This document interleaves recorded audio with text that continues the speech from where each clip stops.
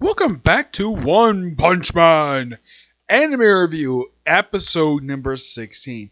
Yeah, I haven't done one of these little episode things for my One Punch Man reviews since last year.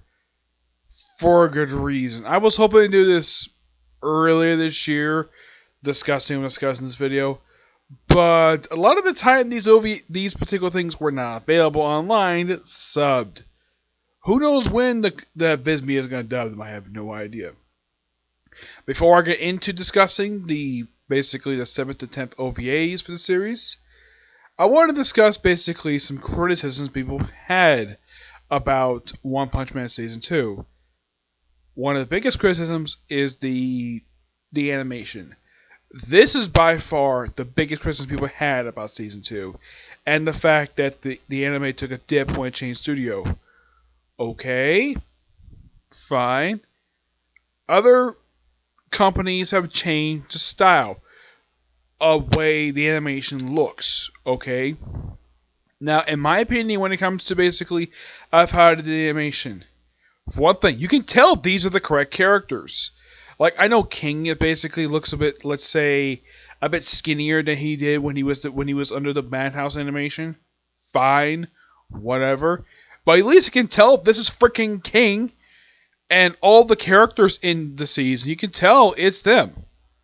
So, yeah, the thing with dip in animation, and there was other criticism I read that people found the finale for this particular season underwhelming. They thought it was very disappointment. Now here's the thing. That is how the fight went down in the manga. Don't blame JC's staff for that. Blame One. He was the one who came up with that ending for that particular fight. Okay? It's basically common criticism that people blame the faults of some anime on some bad things. Let me list some examples aside from this. Like the Fourth Ninja War. Watch Mojo basically put the blame on this when people killed Naruto Shippuden. Where the figure change villains. No, that's not the reason why the Fourth Ninja did what it did. Kishimoto should take the blame for that. Not the frickin' anime. Also, the opening scene of the first episode, Goblin Slayer, got a humongous amount of flack against the studio who did the particular scene. Look, it's not their fault they did that particular scene. They had to do it because it happened in the original light novel. It happened. They're not going to skip over it. If you want to blame somebody for that particular scene, blame the original writer. Don't blame the animators. They're just adapting what is happening in the actual story. Okay, if you want some controversial, fine. Okay, but don't blame the animators. They're not at fault here for doing that. Blame the original writer. He or she has come up with this damn thing. Okay? Now, I do agree with the fact that the season's got good humor, and the story, of course, is great. Now, the one thing I personally praise it for is its adaptation process. I think over the course of basically 12 episodes, I basically rewatched the whole season dubbed. I think the season did a really good job adapting everything from the manga. Now, people tend to criticize whether the fights were handled in the anime. Well, that's how they were in the manga. So, that's another thing you can blame on One. It's basically how the fights were depicted.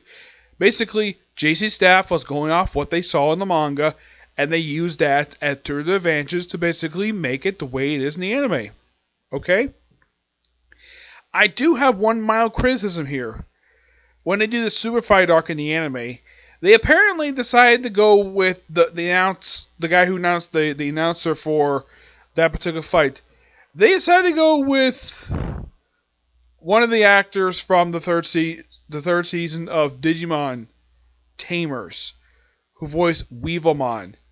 Yeah, they went with that. Actually, I think it was Weaselmon. I think his name was. Yeah, they went with that voice actor for the announcer. Okay, why the heck they choose him for? I have no idea. Also, I do criticize the dub for also this. Now, I have talked to one person at my work about this, and I didn't get much of his opinion on it because he didn't have much here about One Punch Man itself. But I'm sure he agree that I'm not really sure why they did this for, but here's the thing. All the characters appear in Season 1 all retain the same voice actors except one. There's actually one they actually changed the voice actor for, and that was Terrible Twister.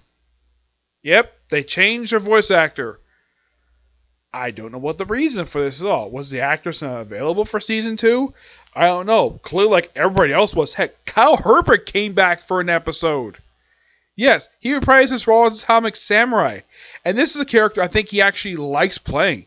Despite the fact that in this season, Atomic Samurai appears for roughly one episode. Yeah, but it's fine, but at least he got a chance to reprise the character. But that's my only criticism is that, well, they choose a weird voice actor for announcer and changing the voice actor for Terrible Twister. I don't think the replacement is terrible per se. I think replacing the original was kind of a bad idea to do. I mean, what was wrong with the original voice actors? Was she not available? Was it because Viz Media took over the full dub for this particular season? It's possible. The first season was dubbed by Boom Entertainment. Yeah, and this season was dubbed by Viz Media. Now, I don't have a problem with what they did with it, and they also apparently decided to change some of the names of some characters. Though, when they do it, at least it sounds a lot better than what they did in the original sub, or at least in the manga. Take, for example, the creature who was played by Saitama at the end of the season, who, in the sub and the manga, is referred to as Elder Centipede. In the anime, his name is Cortitas, I think is his, which sounds a lot more interesting of a monster name than Elder Centipede. I'm sure anybody can probably agree that was an okay change. Changing the name of a character the way Viz Media does it is fine. At least it sounds like an awesome character compared to what the sub presented. Okay? They did apparently make one small change to the animation style. Yes, they did alter something here. Because, well, I remember I was watching the episode where you have Saitama versus not Terrible Twister, her little sister Hellish Buzzard, is that when he sort of basically swings his arm for a punch, he basically did it where he looked like he was punching, almost touching the front of her chest. Apparently, Viz Media thought of a good idea to move his hand to the right and have basically miss it. I'm like, why the heck would you change that for? As far as I can tell, this is the first time I can think that Viz Media's actually changed. Or at least make an edit to the animation style to the series. Because Viz Media has never been known for doing this. They basically keep the way it's presented in the anime, in the sub, they keep it exactly the same. This is the only time I can think of they actually changed it. But mostly everything else is mostly the same. With the exception of that. That was a minor thing. That's a minor gripe I have, but yeah. But I do think the second season is really good. I do recommend checking it out because rewatching it, it was a damn good season to watch. Though I think in the case of some of the criticisms, I disagree with them. I think they're okay opinions. But I'm not going to hold against people who actually dislike the season. I like season 2 of One Punch Man. I think it's a good season. I think it's a great continuation of the first season despite the change of studio. Give or take. I know a lot of people who apparently didn't like the season apparently really want the season to go back to Madhouse. I think JC's staff did an okay job when it comes basically to the series. For one thing, they adapted a lot more chapters than the first season did. Yes, they adapted a lot more. They adapted 48 chapters in just 12 episodes. Now you're probably asking, okay, how the heck is that even possible? Like, did they rush the manga? No, they didn't. They pretty much, if you read the manga, compared to presented in the anime, it's perfectly fine the way they did it, because there's a lot of stuff happening. Yes, some of the stuff is actually in the anime, a bit out of order, but it's fine. Okay? Alright, now to discuss the OVAs. I know a bit of a tangent about Season 2 of One Punch Man. I know how much people don't like the second season, mainly because of the fact of the change in animation style, and they found the ending overwhelming. Okay, fine, whatever. Okay, let's talk about these particular OVAs. Now, these OVAs are 12 minutes. Yep, half the length of a regular episode. The first one, now the placement of these ones, basically, I would say A couple of them are actually sent after the end of the first season. The other two, you could say they're during the second season. When? I have no idea. The first one is basically Saitama and Dozori's abilities. The way they pronounce it, it's Saitama and the Mediocre Gang. This input is it. Just three random guys. One who has fire, ice, and the other one's got ice, and the third one's got we can control animals. Like, oh yeah, let's form a gang and do something. And they just happen to be in a public bathroom doing this. And coming out of the air stall, just by sheer coincidence, is Saitama. And they show off their powers, test against them, though they're not really good at it. He's like, did you win like a Heroes Vance? Like, and they're basically kind of forced into it. And then there's like basically an emergency because there's a monster on the loose, which turns out to be a tiny worm, which turns out to be a slightly bigger worm to cause all this damage. I'm like, okay. And then basically Saitama beats the thing pretty easily, though the creature itself is actually beaten not by him, but by a bird. It's an okay OVA. Second one I found a little more interesting, which is Old Dudes and Fishing. Yes, we have Silfang and Atomic Samurai. Just having older heroes. Now, I found their exchange of dialogue so interesting. Where now this one you can easily place where this one is. This is, I would say, definitely during the period between the season 1 and 2 of the series, where they mentioned what happened to the alien invasion, so you can easily place it like, I wouldn't say immediately afterwards, I would say within I'd say a month afterwards, where they're just fishing, and off in the distance we see, which in the sub they refer to as unlicensed hero of the spy fact, his name is Cyclist Hero or Mohammed Hero, teamed with Chain Toad to take down a monster called Water Salamander. At one point, Chain Toad got swallowed by the damn thing. The creature was not defeated by them. Oh no, it took freaking Atomic Samurai to take out his katana, slicing thing to pieces, and of course, it goes back to fishing. Also, apparently, they try to use their intimidation to get fish, but he was like, oh, Atomic Samurai, would you mind cooling it down a bit? You're just carrying the fish. And Atomic Samurai, of course, this is after Atomic Samurai had told Silver Fang, cool it down, you're scaring the fish. This was interesting to say the least, but I think anybody can tell what is the best thing about this one is Atomic Samurai and Silver Fang basically discussing Saitama, and of course bring up Atomic Samurai with students, which is perfectly fine. It's a good character piece for both of them. The other stuff is basically background stuff. Next one is a weird one. Generals and the Memory Loss. This one, I'm thinking you could this possibly after the events of the first season, the most recent season of the series. You could definitely say that because, well, this one starts out basically Saitama just trying to open up a bag of potato chips. Of course, Jin has to finish washing dishes. And apparently while he's grabbing all these potato chips, he accidentally hit his hand against Genos and causing amnesia. And then, not long after he got amnesia, Hellish Buzzard shows up. Why she's there? Never explained. Even Saitama goes, why'd she come over for? Oh yeah, and she also doesn't have her white coat that she had before. Yeah, that's not here. Why it's not here? No idea. Also, apparently her buzzer group was back up and running, despite the fact they were last seen all going to frickin' hospital, and apparently Saitama and her are on good terms. This could be at some point later on in the manga you could play this. I don't know, because they don't really mention exactly when the heck this one takes place. And they try to, of course, she tries to get his memory back by having her men attack him at a warehouse, which that doesn't work out too well. And then he just wanders about a bit. Then he just comes across a monster who he, according to the monster, the king, the lord of the mountain, he had previously fought. And then he beats the creature after basically helping get his memory back. And of course, I should point out though, when Buzzard showed up at Saitama's apartment, it was kind of ruined, where TV was smashed, table was tipped over, bits of smoke everywhere, and the next time we see it, it's perfectly fine. I'm like, okay.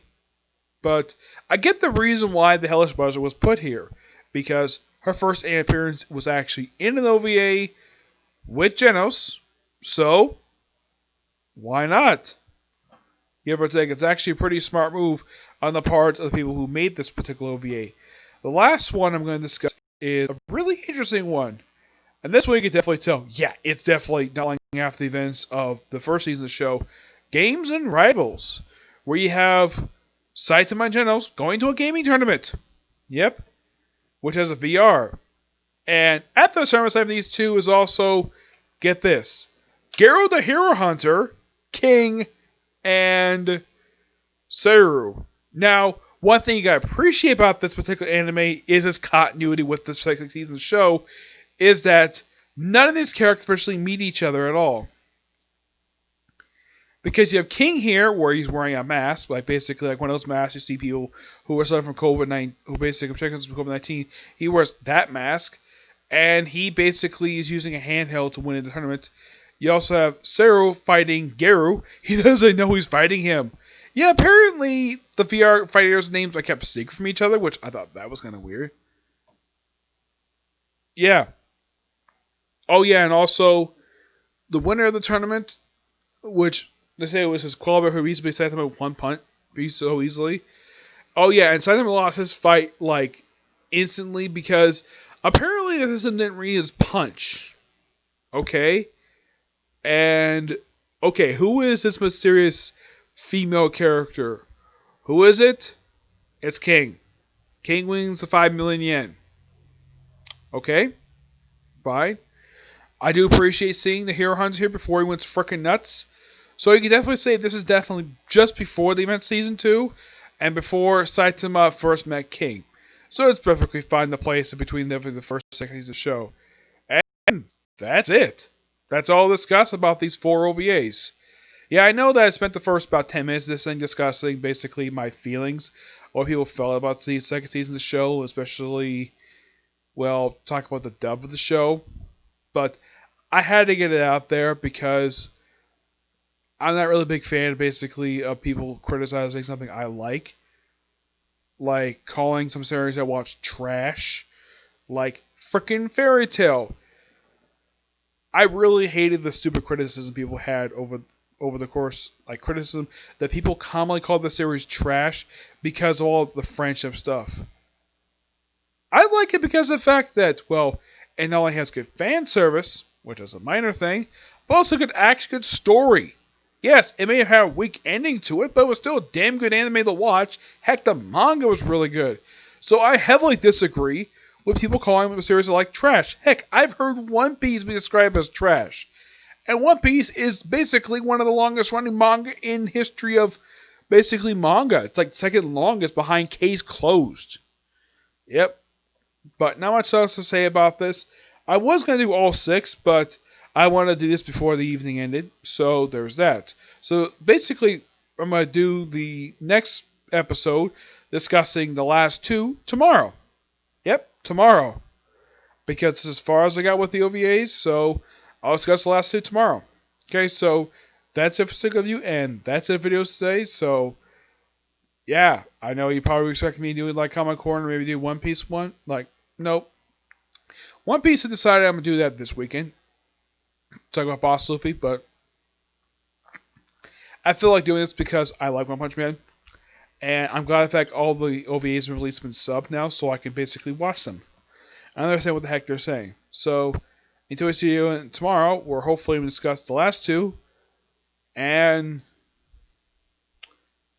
maybe Comic Corner? Maybe. But it all depends, okay? See you next video. Bye.